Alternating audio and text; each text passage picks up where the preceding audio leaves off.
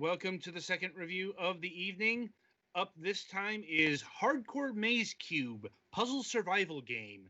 And yeah, that's a title that pretty much tells you exactly what you're going to get in this game. Because you are a cube. Um, not quite an anthropomorphic cube, but you are a sentient cube. You are in a maze. It's pretty fucking hardcore.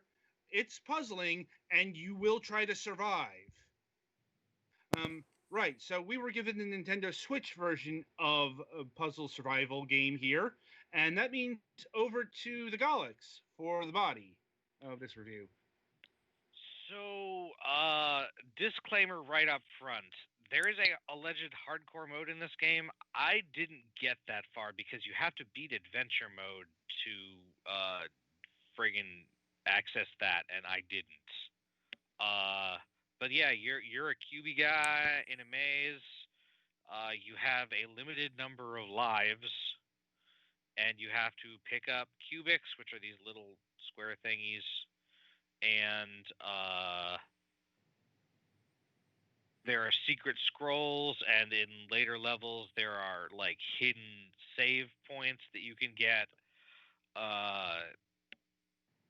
to save your progress, because otherwise you have to start. I think you might have to start over from the beginning anyway, but I'm not sure. It depends on if you find the hidden saving points. No, I got one of those, but then I beat a level and then I died, and it still knocked me back to the beginning. So I'm not sure exactly how the save system works. There's not a whole lot of terms of control. There's move, there's a shield,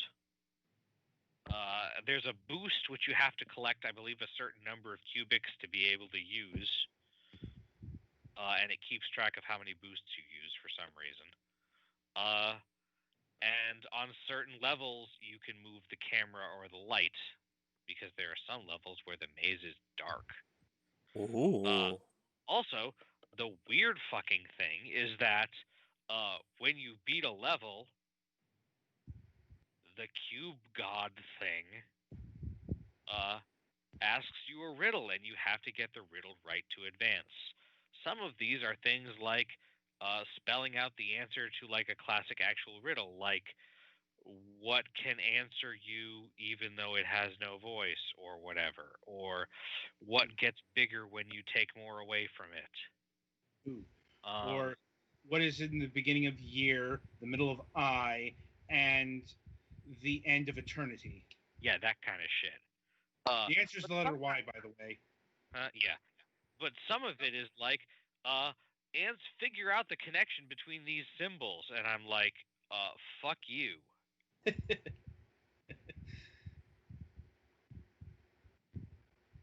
Fan, are you really having a hard time with this? Yes. Comb. Oh. The actual riddles are easy. Oh yeah, and if you get the riddle wrong, you just fucking explode in a bloody mess and have to start the level over. Because fuck you, that's why. My actual thing that I could not advance past was actually the second set of the riddles, where like there are fucking triangular patterns and you have to figure out the pattern between them. The first one I understood the patterns between. This one I couldn't quite get it, and I didn't manage to friggin' try that 6 times and remember my different all the combinations I'd tried. So again, there are it is patterns that are on the floor in the stage. But yeah, I only made it to like stage 4 because it's hard. You have to. There are cannons all over the thing, which most of them kill you, but some of them just freeze you into an ice cube, which makes it really easy for anything else to kill you. So, might as well just kill you. There are squishy blocks. I'm gonna guess window. Eddie. Yay.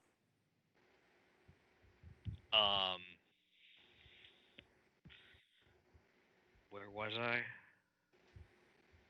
Freezing There are rays. squishy blocks. There are collapsing floors, which are some of them are obvious and some are not. There are friggin' buzzsaws that chase you. The biggest issues I had is that you're really generally quite slow in this game. The shield is a limited duration and has a very specific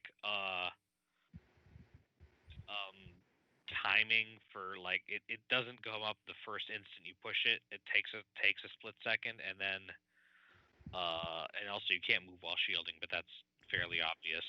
I mean, the shield is fairly generous, but just be careful with it. And also just it's hard. And the stages are actually not random though. As far as I can tell, in adventure mode, everything is perfectly set, and you just have to memorize everything eventually. Except for the riddles. The riddles are randomized each time you get to one.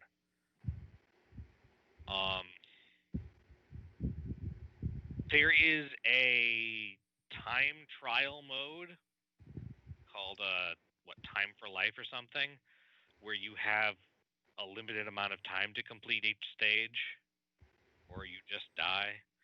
And there is a peaceful mode, which basically removes most of the dangerous stuff, but also it removes most of the dangerous stuff. So I guess if you want to just move through the thing with with that little halo over your head and the incongruous level of peacefulness for your little cube guy with a nasty scar on his face, you can do that. But because all of the dangerous stuff is removed, it's of limited usefulness for example, learning your way through the mazes.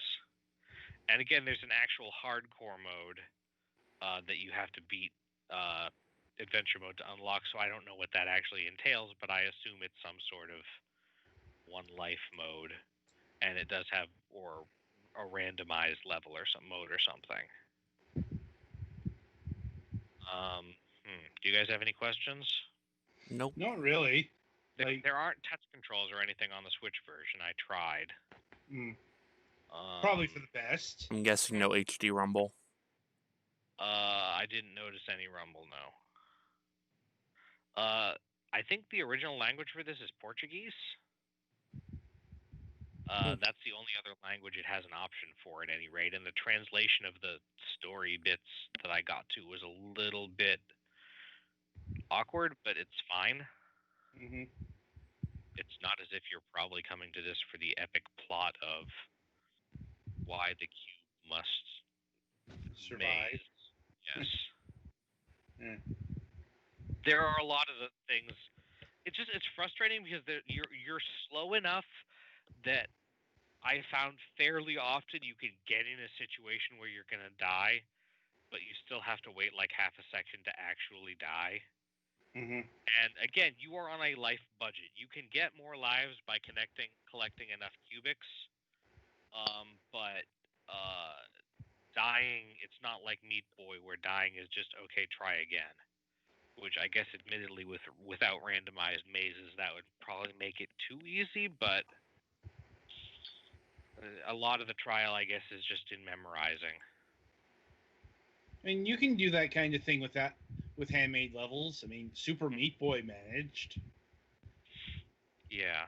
But then again, Super Meat Boy had much better mechanics in this game. It lives in a pineapple under the sea, Petty. Oh. Yeah.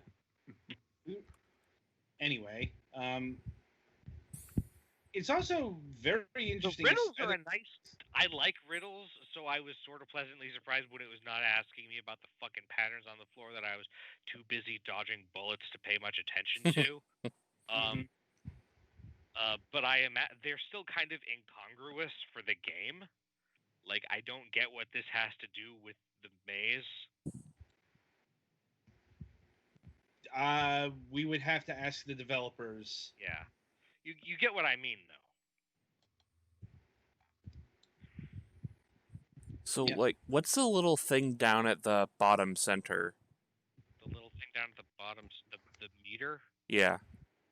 I believe that is the meter that when it fills up, you can do a dash. Oh, man. When you can do a dash, your little cube dude glows white. And it's just you go much faster for a short. You still have full control. It's not like a whatchamacallem, not like a rocket effect.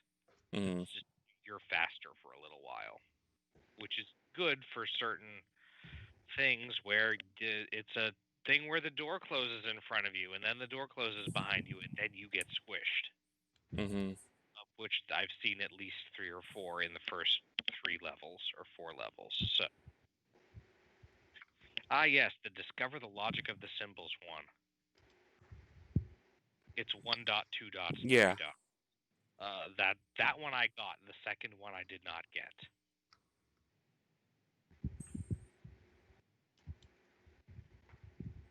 And then it kept giving me that, so I don't know if you fail a riddle, if it keeps giving you the same riddle until you succeed at it. That seems to be the case. So that's your dash. Oh. So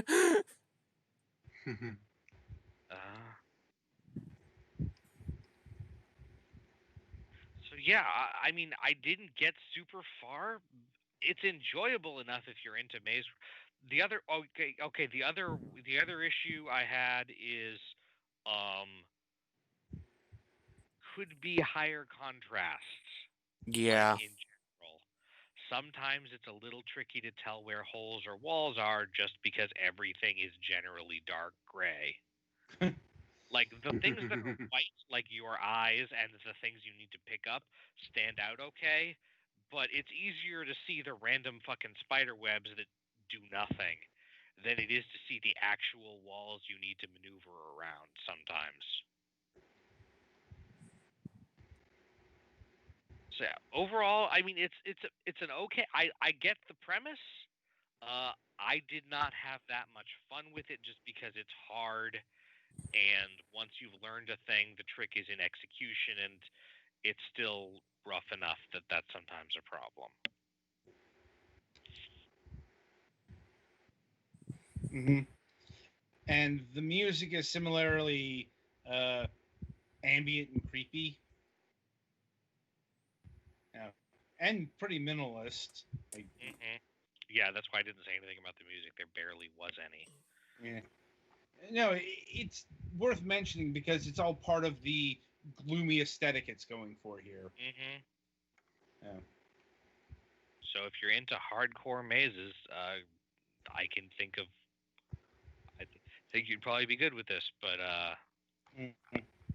if you're not, then you probably don't need to apply here. All right. So coming in for pricing, so Switch version is clocking in at $2.49. PC version clocking in at the basic version for $2.99. But there's also the premium edition, which has the DLC, which is Hardcore Maze Cube wallpapers, going for 99 cents here. The premium edition clocks in at $3.18.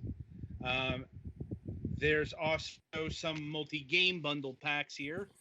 The Yaw Studios Games for Gifts and the Yaw Studios Bundle Games Bundle.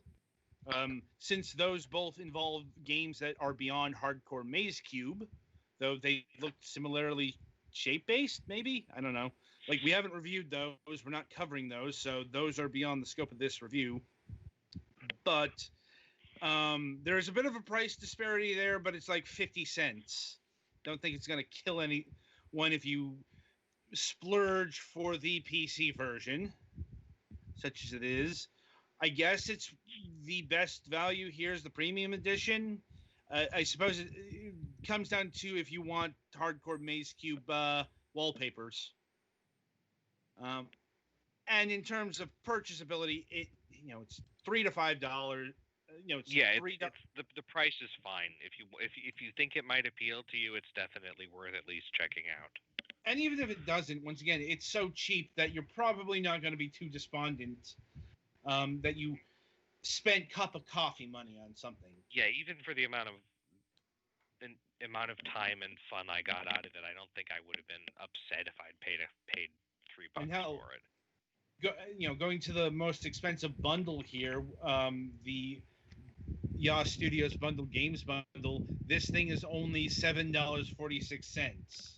So I guess you could pick that up. Once again, we don't know the merits of the other games there, but the overall price of that bundle is cheaper than the game we just reviewed. So nothing wrong with the pricing here. But what about it as a game?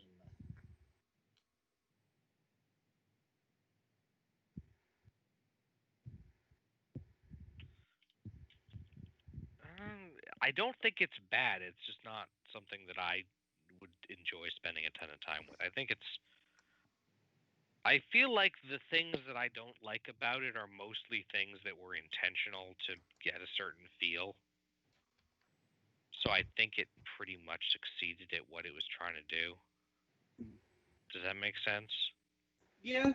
Mm-hmm. That said, I still think I would enjoy it a little bit more if you were a little bit quicker moving, and if it didn't take quite as long to charge up the boosts.